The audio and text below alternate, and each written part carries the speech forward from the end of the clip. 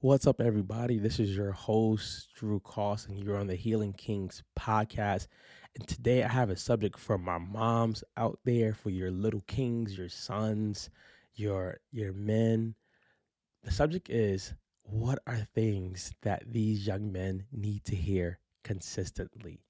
So throughout the episode, I'm going to give you some solutions on how to solve some problems with your young men, what to say to them, and why they need to hear that even from you.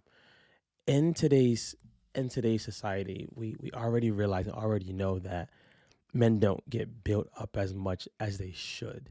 That's not to say women don't either. I'm just using men right now for this episode. And with that being said, when men aren't built up, their mind tends to tear them down. Their mistakes become so massive that they don't realize that just because you made a mistake doesn't mean it's over. It doesn't mean you're a bad person. Just because you messed up doesn't mean you can't make something good out of it. I'd probably say a lot of the things I became good at came out of mistakes, or making mistakes make me better at things. I had more confidence eventually. I had more evidence. I became more resilient. The one thing that I do wish have had happened and still do wish that happens more is, how does somebody else speak into your life? And most young black men don't have fathers. We know that statistically it's out there. We want to show the mothers what they can do. Mothers, I want to first congratulate you because you're raising kings. You're doing it alone. For single moms, even moms who have a partner, but the black mom, I want to just congratulate you for what you're doing and how you're doing your best to raise these young men. And this episode is for you. So let's look at the first one. The first thing I think, and I believe strongly, I'm not even going to say I think, I know strongly that a young king needs to hear is, I'm proud of you. And don't just leave it at, I'm proud of you. I'm proud of you because. Now, here's where the growth mindset comes in that. Don't just say, I'm proud of you for um, scoring 10 points in the game, right? Because then he's going to just think all of a sudden that if I don't score 10 points, she's not proud of me.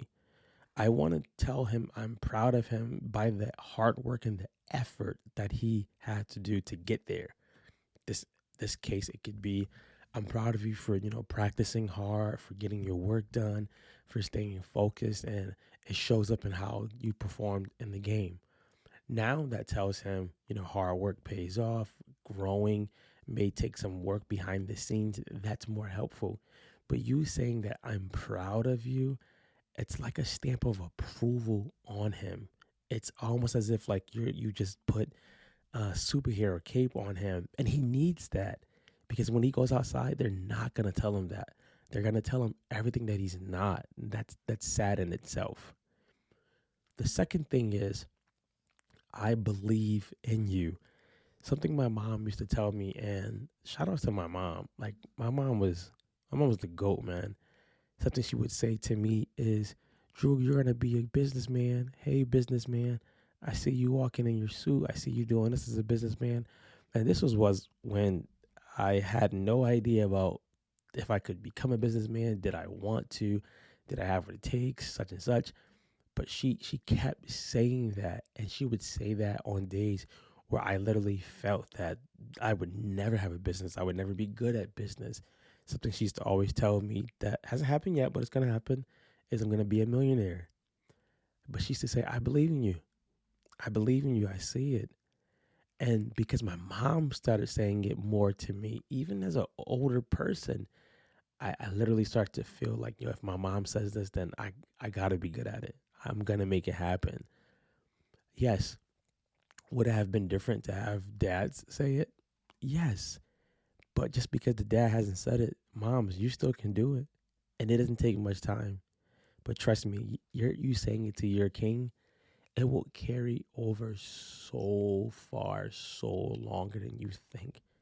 He'll walk around with his head held up. He'll walk around knowing that there's somebody on this earth that actually believes in me, because most people don't. The third thing is, you have what it takes. This is one that helps build the confidence muscle and the resilient muscle. You have what it takes. Listen to this part. Most of the time, we think that we need 80,000 things added on to do what we need to do or to get what we need to get. And sometimes it's just using what we got. My mom taught me this one time. We were in a car going to a church service on Barber Street in Hartford, and she said, Drew, if until you get this big keyboard that you want and you desire, would you play for God with a small keyboard? Would you play for God with a small piano? And I was like, or a raggedy piano. And I was like, yeah, I do that. She was like, okay. And lo and behold, both of us didn't know. We walked into this church, and man, when I say this piano was beat down, broken down, this piano had missing keys. The keys were like in half. So I'm like about to cut my hand. And I played it as if it was like a Nord piano. Granted, it probably didn't sound it probably didn't sound like a Nord piano, but I played it just like it was a Nord piano.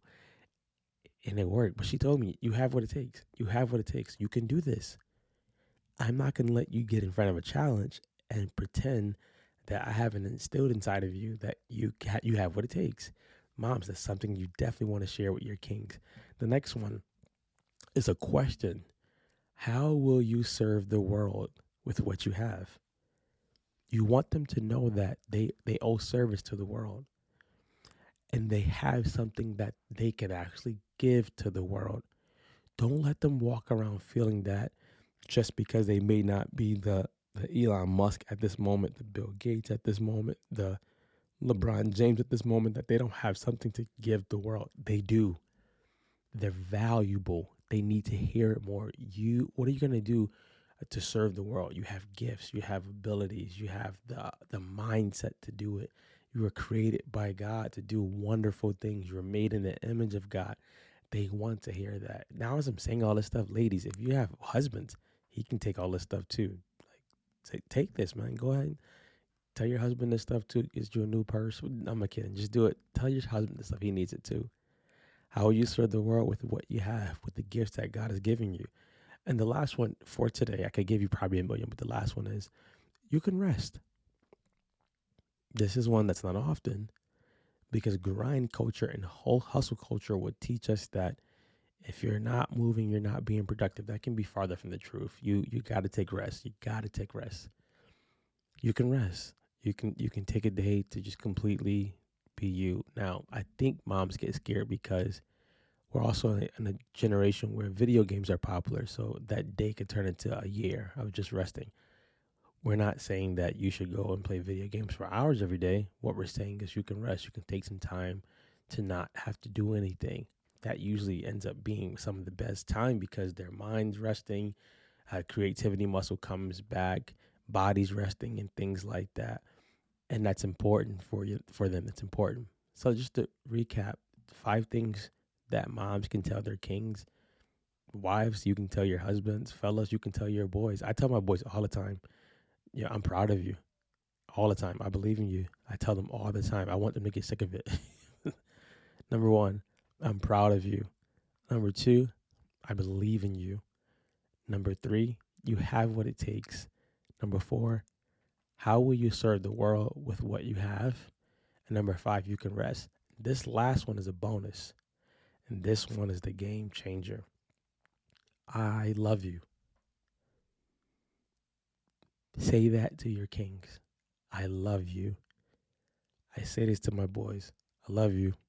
If we're hanging up on the phone, I try to remember it. I love you. If I see them in person, hugs. I love you. Spreading this amount of good energy and this amount of good, just goodness goes a long way. You never know what someone's fighting when they're not with you. You never know what someone's dealing with. You never know the demons that they're wrestling with when they're not near you. So just being kind enough to give a hug, to say I love you, to say I'm proud of you, to say I believe in you, to say you matter will go a long way. Just think, what would it feel like every day or multiple times in a week, someone telling you they're proud of you, I believe in you, you have what it takes, you can rest, I love you. What would that make you feel like? Or what would you feel like? You probably feel on top of the world. You probably have less days when you think you don't matter, because you do matter. Take those tips, guys, and go be